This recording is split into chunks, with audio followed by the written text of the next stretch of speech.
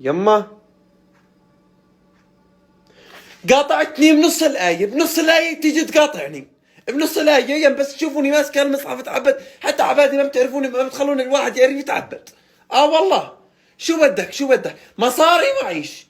هذاك ابوك، روح قول له انت بدك تطلعي، هذاك ابوك شنو ولا لي دخل. من اخر مره رجعت فيها على المغرب انا غسلت ايدي منك ولا الي دخل. هذاك ابوك روح اطلب منه مصاري. خلينا نكمل. بل الله اكبر، حتى دين وديانه من عارف اتعبد، اصلي لربي من عارف، اقرا قران من عارف، يكفيني ربع ساعه صياحك وطلع بالدار. لا حول ولا قوه الا بالله. بس استغفر الله. هذاك ابوك قلت لك ما معي قرش، ما معيش، طفرتني.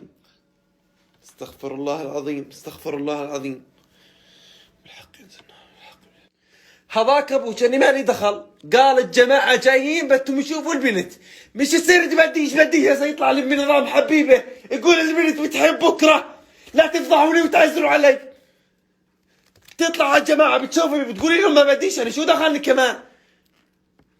عسل سق الله وانت من قرعات عن صباحي، سق الله وانت من قرعات عن صباحي. شوف اقعدي طلبي بوجه العريس دقيقتين عينه واطلعي. مش قايل لك هو جابرك بدك تاخذيه، يعني بدك تاخذيه. ما عاد جبر حدا قال